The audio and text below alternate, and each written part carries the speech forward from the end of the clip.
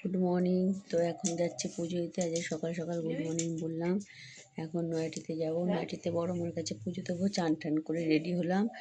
Ready হওয়ার থেকে আজকে ভিডিওটা শুরু করলাম। তো বড় মার কাছে যাচ্ছি পুজো দিতে। যতটা পারবো তোমাদেরকে শেয়ার করব। বিশাল ভিড় হয়, তার মধ্যেও থেকে অল্প অল্প শেয়ার করব। তোমরা সবাই দেখো, লাইক কমেন্ট করো। বিশাল লাইন পড়েছে, অনেকটা লাস্টে দাঁড়িয়ে আছি। এখন মিনিট দিতে হবে, তারপর পুজো দেবো। এখন 2 ঘন্টার মতন লাইন আগাতে হবে। তারপর বিষাক্ত লাইনটা দেখো কত লাইন।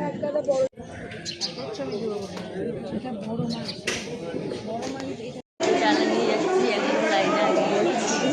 অনেকটা লাইন পড়েছে। ভেতরে যে এটুকু পারবো শেয়ার করবো, বেশি কিছু শেয়ার করতে পারবো। লাইনটা দেখো কত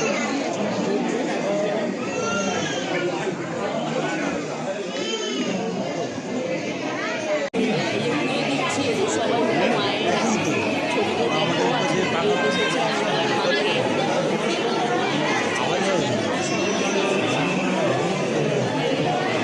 এই যে এখন পুজো দিয়েছি, দিয়ে বসে আছি। এখান থেকে কোপন নিয়েছি, মানে কোনোদিনও খাইনি, 1 বছর ধরে পুজো দিতে আসছি।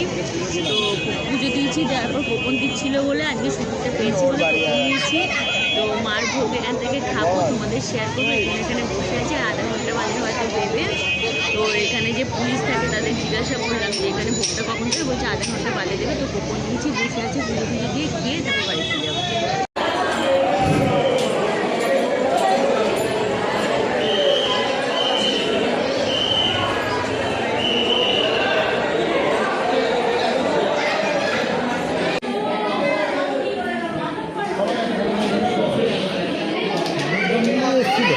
সৌরভ গাঙ্গুলি থেকে গেছিল।